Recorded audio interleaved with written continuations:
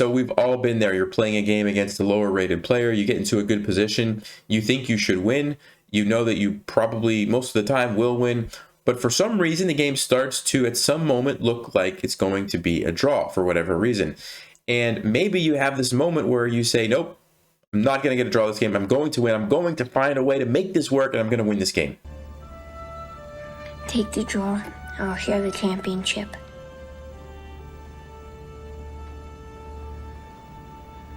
Take the draw.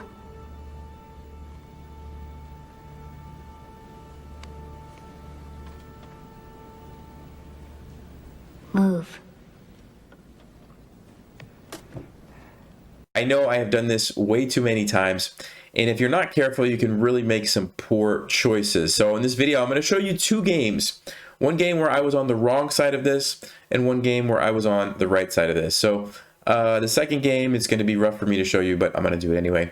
But we're going to start with this game right here against this FIDE Master 2543. This is a rapid game. It was a 10-minute game, and here we go.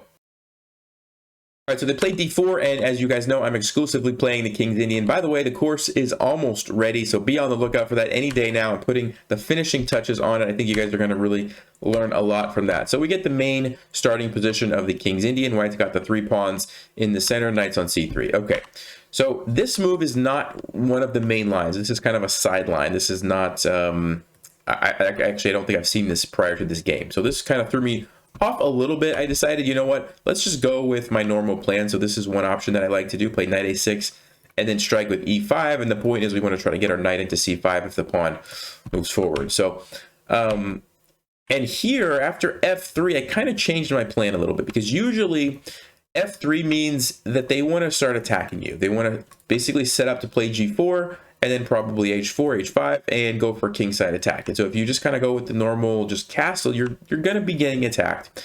And I didn't want to do that. So I said, you know what, let's play c6, and let's just kind of take it slow, and we'll see what he's going to do. So I decided to actually bring my knight back here, change the plan a little bit, because this pawn is very well defended now. It didn't really make sense to try to get my knight to c5 anymore, because I wasn't going to really be attacking anything. So I brought the knight back, and sure enough, he's going for the setup, or they're going for the setup. Bishop comes down, usually the pawns come forward, and you get attacked. So a key point here is I decided, you know what, I'm not going to castle. I'm just going to wait. I'm going to see, and then sure enough, there's the move attacking me. And I'm like, let's just go on the other side. So I traded this off. And let's see, right here. This is one of the benefits of not castling right away. I have h5 as an option, because now if they like just take, well, then I can take and take and take, and I actually activate my rook on a nice square here on h5, and I have some pressure on this isolated pawn, right? So if I was castled, I wouldn't want to do this. This would just open up my king, right? So by delaying castling, I gave myself that option. Okay, so h5, he pushes, and this is kind of what I wanted, right? I wanted this to get locked up where the pawns are just kind of stuck, and now I can castle, and I don't have to worry as much about an attack because everything is kind of blocked off. So that's what happened, and now I decided, all right, let's go ahead and castle, maybe try to open up the center. So game goes on. I did open up the center, and notice how we get this position where, look at my opponent's pawns. Like, he's pushed them all like forward. King is, it's not like in danger at the moment, but I was thinking to myself, man, there's no pawns. Like, there's no pawns guarding that king anymore. So something to keep an eye on. So I decided to go for this. It's really not the greatest decision. Computer's not really liking my position. I'm really cramped, and I've got some like pieces here that really need to, I need to figure out how I'm going to get my pieces out. But at the same time, White's sort of, everybody's kind of blocked off because of the way the pawns are. So game goes on. He starts to bring his pieces over to the open files. And my goal behind all this is trying to just kind of maneuver my pieces around. I was trying to get my knight and my bishop into the game, maybe eventually bring this guy back and actually do something over here so it's not just a big pawn. And in the meantime, White is getting some nice, this is a good outpost. So I tried to go ahead and get rid of that. I wanted to trade off my bad bishop for this really strong knight. So I ended up trading it for this bishop, which I was happy with because, that bishop was really like not doing much anyway. All right, so we keep going. I'm hanging on here. My position is not great. Engine does not like this position. But I'm doing the best I can. Knight comes in, and this is an interesting moment in the game because normally speaking, okay, you do not want to give up 2 pieces for a rook. even a rook and a pawn, a lot of times giving up the 2 pieces is a mistake. But in this position, if I don't do this, first of all, where is my knight going to go? I can't go here. I can't go here because it just gets captured. I have to either go here or here. I was thinking about maybe knight a3, but then look what's going to happen. This rook's coming in, and I'm in big trouble. Like, that rook is going to be so strong. My queen's got to move. It's just really, really bad news, right? So I said, you know what? It's not like an ideal situation, but I have to do it. Okay, so I went for this, gave up the 2 pieces for the rook. And one thing I'll mention, rooks are actually a little bit better as the game goes on. So the rook for 2 pieces, it's really bad like in the middle game and the opening, but at the end of the game, the rooks become more valuable. So if I can get my rooks in, maybe I can actually get some compensation for the 2 pieces. So that's what I was thinking. Bringing the knight around, traded off these, trying to defend my pawn here. White's position is much better, by the way. Yeah, I mean, Engine is saying like +4 for white. So, and I knew I was in a bad position. I'm too cramped. And the fact that I have, you know, the rook for the pieces is just not a good situation. So he's bringing the queen in. This is the only move, really, because I had to protect my knight, but I couldn't move my knight because then my rook would have been captured. So slided it over. Oh, and by the way, I couldn't move my queen because this is going to be hanging. So I have a lot of weaknesses. I'm not doing well, really getting outplayed here. Bishop comes back, and there's really no way I can defend everything. Like, this is tied down. My queen's tied down. This is tied down. And then this is being attacked, and I can't like save everything. So I decided, you know what? Let's go ahead, bring the knight in. I'm going to lose a pawn some way or the other here, maybe even 2 pawns. But what I did was I'm just trying to open it up. I just want to get my queen and rook involved, because if I can get back here somehow, then remember, this king doesn't really have shelter. Right? They're the pieces, of course, but there's no pawns. So I'm like, okay, let's see what I can do. Takes the pawn. King f7. The reason I played king f7, I wanted to defend the pawn here so that I can actually use my queen to like come over and try to do something. So bishop goes back. Here we go. I'm trying to bring my queen in. All right. And then, by the way, this is a really long game, so we're getting there, but it's still quite a bit to go. All right. So finally, I got my queen in. Got a check on the king. It's not like a huge deal. He just moves over here. But now, okay, both of my pieces are in. Now, one thing, when I played this move, I was basically saying like, look, dude, if you want to get a draw, go ahead, put me in check, and you can just go back and forth all day long. And worst case, you know, white can get a perpetual check. Okay. But I'm like, at this point, I got to just go for it. I don't really have anything else to do. I'm clearly losing. I'm in a bad position. Like, I'm fine with the draw. I'm lower rated anyway. So I'm like, hey, draw is good. So he does go for some checks. And right at this moment, first of all, there's just the obvious, like I said, perpetual, check, check, check, check, check. But right at this moment, my opponent actually missed a nice little trick. And our time was not like super low. I mean, you can see 3 minutes, so he still has some time. But right here, all they have to do is play queen h6 check, and it's over for me. Because check this out. Queen h6 check forces my king to g8, and then I'm going to lose all my pawns. This one's gone, check, and then this one's gone, check, and then I'm probably going to lose, you know, well, that one's defended. But he's going to, you know, push this. There's checkmate threats. It's over. It's over for me, okay? But opponent didn't do that. They played over here, okay? Instead of going to h6, I guess they missed the fact that they could go there and then win the pawns with check. And so they went back. And I was like, okay, maybe they don't see it. I'm like, okay. And I think I maybe offered a draw right around here. And I'm like, all right, well, hey, this is good. So at this point, opponent decides to change the strategy. Like, bring the knight back, try to, you know, defend this, because I was attacking the bishop, right? So I said, okay, let's bring the queen in. I'm getting as close as I can to the king. There's still the perpetual check. Like, it's still there, right? I don't care. I'm going for, you know, the king. And hey, I finally got a pawn, right? It's not too much, but it's something. I got a pawn with check, and I'm getting some pressure on white's king. All right, here we go. Same thing. There's a perpetual if white wants it. Again, bringing my queen in. I'm trying to just create some threats, maybe get some perpetual ideas of my own. Opponent, again, goes for the check, brings the queen back to defend. Okay, fine. Here we go, check, king here. And now I had this move, which I thought was pretty nice because the bishop is pinned. So the rook is stopping the bishop from taking my queen, and it's with check. So I'm like, okay, I'm slowly but surely kind of chipping away at some of these pawns. And again, white still has the perpetual, right? Like, I can't really stop this, but I'm like, I'm not worried about it. I'm happy with the draw. So here we go. Okay. All right, now here we go. This is a moment where white's not in check, so they have to make a decision. And they make the right decision. They bring the queen down.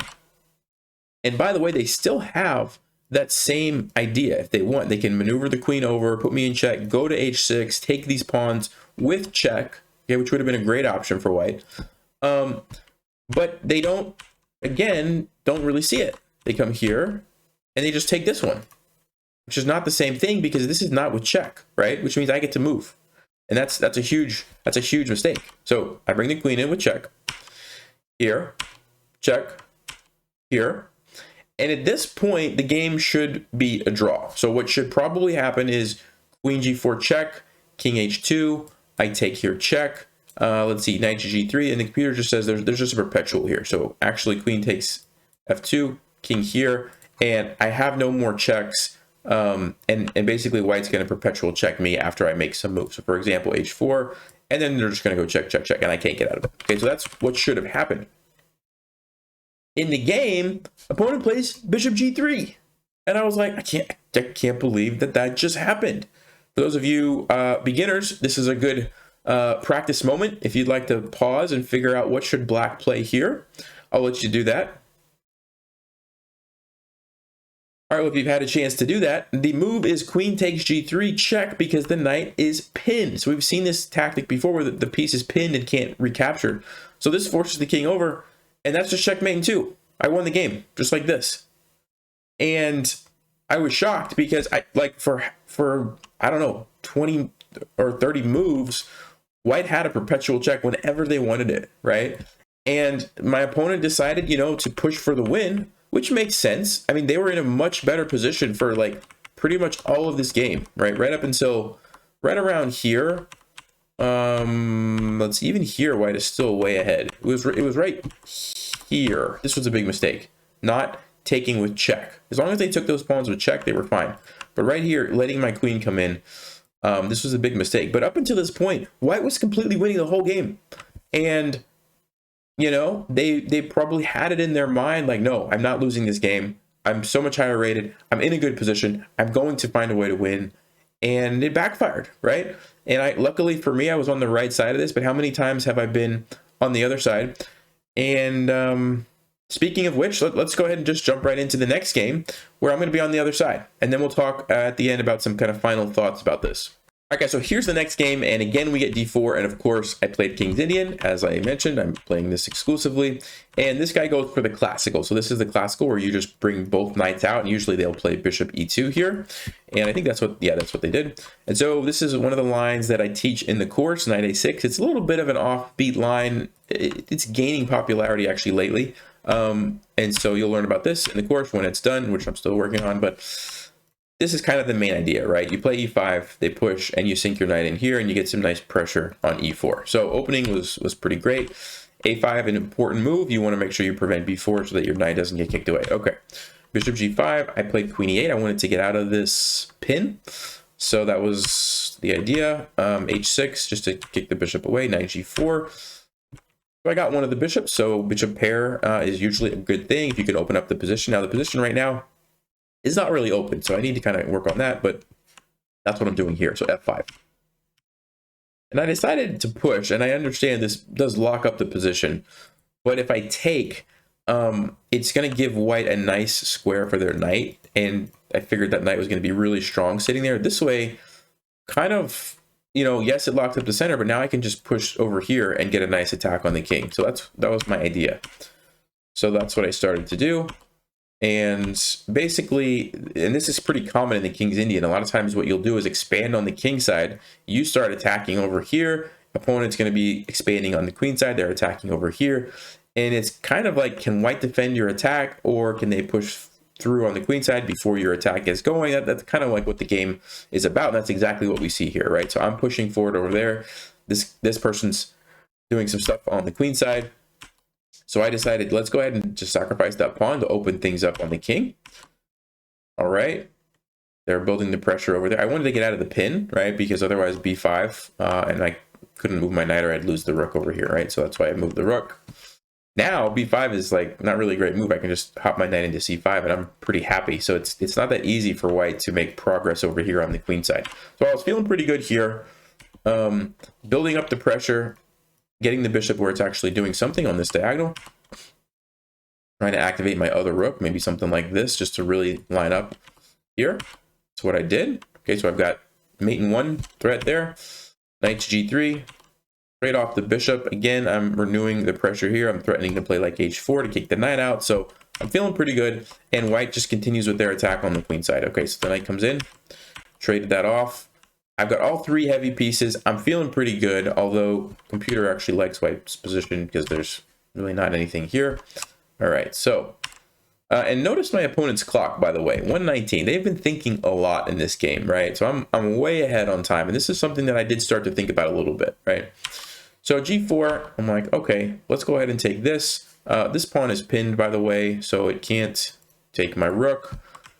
We get this trade, which, you know, trading queens is not like great when you're attacking the king, but I didn't really see anything else. I thought I still had a pretty decent position even after trading. Turns out this was more dangerous than I realized, but in my mind, I thought I was doing fine. So rook takes here.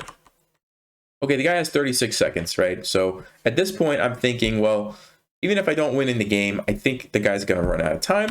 So I took here, which, you know, stopped the queen. Took the knight. I still have this covered. I'm planning on doing rook f8 to kind of cover this threat, right? That's exactly what I did. And I felt like I was doing great here. And then this move happens, and I'm like, ooh, okay, now we have to be careful. But again, my opponent has 17 seconds. I'm like, I'm not losing this game, right? So I played a check. He goes here. Check. Check. 14 seconds. I go here. Now, here's the thing. Let me just explain what I'm doing here. Let me go back for a second. Right after this move, I basically realized that I can't stop my opponent from getting a queen now, because here's the plan. They're going to take my rook. I'm going to have to take back, and then they're going to go check and then just get a queen. And then I have to give up my rook and I lose, right? That's the problem. And there's not really a way to prevent that. If I take the rook, they just take and get a queen. I mean, I can't really do anything else. Like if I just push a pawn, they're just going to do what I mentioned, right? Takes, check, and get a queen. So that was the problem. That's why I started throwing in these checks, okay? And then right here, I realized that even if, let's just say they move this, I'm going to be able to continue to check. And that's exactly what happened. They moved this rook, which, by the way, was a mistake. They should have just taken, and then I'm actually in trouble. But they moved this rook. And right here, I'm like, okay, cool. I have at least a draw, because I can just go check, check, check, check. Anywhere the king moves, I'm going to move this rook to put it in check. And it's never going to be able to, it has to stay, right? Like in, you see all these yellow squares? That's the only place the king can move to, because I've got everything else covered. And so all I have to do is just move my rook, you know, back and forth. So that's what I did. Check, check, check, check. Now, at this point in the game, if you remember, if you go back and forth 3 times, or actually if you get the same position 3 times, the game is a draw. And I'm looking at the clock and I'm thinking to myself, okay, 8 seconds. The person has been really slow this whole game. I really don't want to get a draw when I have 5.5 minutes on the clock and they have 8 seconds. I just don't want to do that, right? But I know that if I do it again, we're going to be like, you know, repetition. So I'm like, all right, let's move my king. I don't think I'm getting mated. They have 6 seconds. How are they going to mate me in 6 seconds? I'm just going to play fast. The problem, guys, is this is not a complicated position. This is not a position where I have lots of tricks left. It's just trade the rooks, get a queen. That's it. So this is what happened. 4 seconds. And I'm like, all right, they're still not going to mate me. I'm going to run. I'm going to get away. Oops, I can't get away. Oops. Oops. 1.4, 1.3.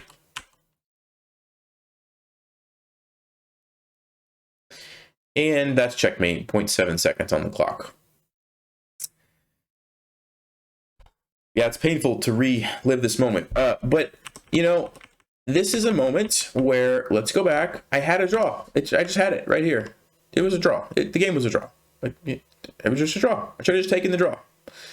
But I'm like, no. I worked hard to play quickly. This person thought for so much time. And, you know, realistically, if you're going to think that long and get that low on time, the other person should be able to use that to their advantage. That's part of the game. Like, because he thought for twice as long as I did. So of course, maybe the person found some better moves, right? He thought twice as much. So So yes, you should be able to take, you know, that and use that as an advantage. But in this case, it was a big mistake because the game was so close to being over. There was really nothing else that was going to happen here. I had like no other, you know, maybe like here, now that I think about it, probably I should have moved this rook instead of traded. I probably should have moved the rook and maybe even like here, thrown in some extra checks or something. Probably would have given myself a better chance. But, you know, I was just like, let me just play fast and he'll probably run out of time. And, well, yeah, we saw how that ended. So I guess the moral of the story, guys, is don't be afraid to just take a draw when it's a drawn position, right? I did it here. You saw the last game. My opponent did the same mistake, right? If we go back to this game, opponent should have taken the draw, ended up letting me win. And so this has happened to me many times before. If you guys have watched me when I stream, there's moments where I'm like, no, I don't want to draw. I'm going to keep playing for the win, right? Just take the draw. Just take the draw. It's you know, I mean,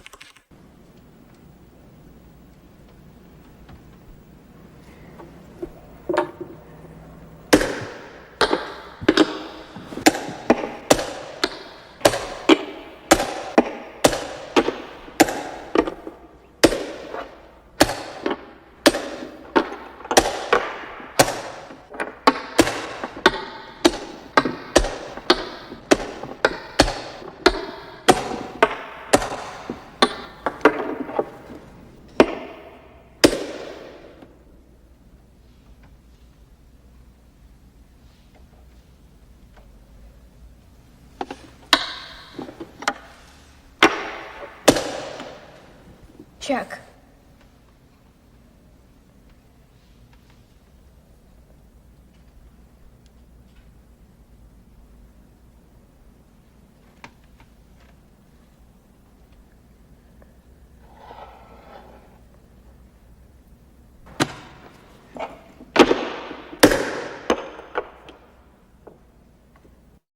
yeah, I don't know. Let me know what you guys think. It's part of me is like, if I was in this exact same position again, like I feel like I would probably try to do the same thing, you know, 8 seconds, like, oh, they're not going to win.